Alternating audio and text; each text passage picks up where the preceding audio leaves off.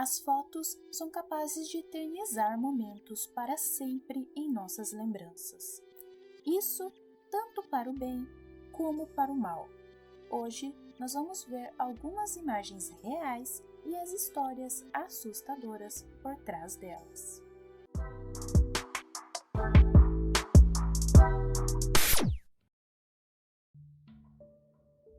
Anatoly Moscovin era professor universitário, jornalista e historiador.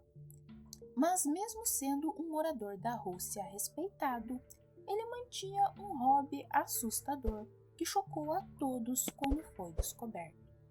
Anatoly tinha uma admiração estranha por cemitérios. Ele tinha a mania de realizar passeios com seus amigos quando criança por esses locais. Na adolescência dele, ele acabou sendo obrigado por um grupo de homens a beijar o cadáver desconhecido de uma menina de 11 anos durante o funeral. No ano de 2009, algumas famílias começaram a notar que os túmulos de suas filhas tinham sido violados. E esses acontecimentos batiam com as datas de quando o Anatoly tinha estado nos cemitérios onde isso aconteceu. Porém, por ser um estudioso, foi considerado que as suas idas ao cemitério eram por motivos acadêmicos, pois ele andou fazendo reportagens que foram veiculadas no jornal Necrologias. Até que em 2011, Anatoly foi preso após ser flagrado vandalizando fotos de muçulmanos mortos. Os policiais levaram ele preso e emitiram um mandado de busca em seu apartamento. Quando chegaram na casa, a cena que encontraram foi chocante. Ao todo, existiam 26 corpos de meninas mumificadas no local. O Anatoly abria os túmulos de crianças e fazia bonecas com elas. Quando os detetives moveram uma das bonecas, uma música começou a tocar. Foi concluído que o Anatoly havia implementado caixas de música nas cavidades torácicas dos corpos. Essa na imagem é uma das bonecas que ele fez. Em uma entrevista, o Anatoly explicou que sentia um carinho pelas crianças sem vida e que as ouvia chamando seu nome. Ele também acreditava que poderia trazê-las de volta à vida usando a ciência ou magia negra. Ele, inclusive, realizava festa de aniversário das meninas. Uma avaliação psiquiátrica foi realizada e ficou provado que ele sofria de esquizofrenia paranoica. Ele foi transferido para uma clínica psiquiátrica onde permanece até os dias de hoje. Harvey Murray Gletman era filho de judeus e nasceu em Nova York em 1927.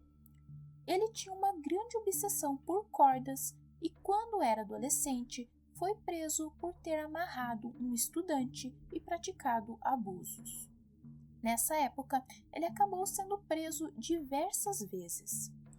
Até que em 1957, ele decidiu recomeçar sua vida em Los Angeles, aos 29 anos de idade. Los Angeles, naquela época, era um grande polo artístico californiano, e o Harvey usou da sua influência local para voltar a praticar atos terríveis, porém, dessa vez, mais hediondos ainda.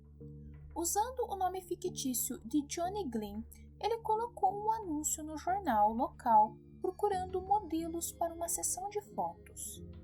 A primeira a ser atraída foi Judy Ann Doe, de 19 anos. Para o suposto ensaio, a jovem foi buscada pessoalmente em casa com uma proposta de $50 para a realização das fotos.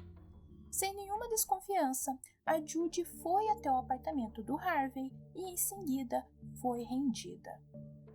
Ela foi amarrada e sofreu diversos abusos. O Harvey fotografava tudo com sua câmera. Depois disso, ele ainda a levou para o deserto de Mojave e deu fim à vida de Judy. O Harvey fez isso novamente com outras modelos, até que um dia ele tentou fazer o mesmo com Lorraine Vigil.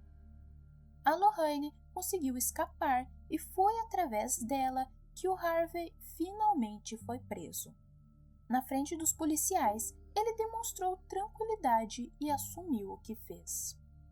Os policiais acharam uma caixa onde ele guardava centenas de fotos de mulheres com cordas por todo o corpo. Algumas das fotos divulgadas pela polícia mostram os últimos momentos delas com vida. O Harvey foi condenado à pena de morte e sua sentença foi cumprida em 18 de setembro de 1959.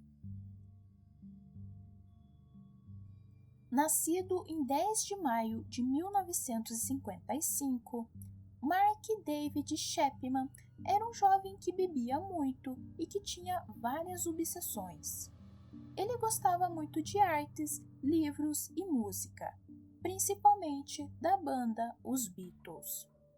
Quando o estilo de vida de John Lennon mudou e ele começou a dar declarações públicas controversas, isso irritou Mark.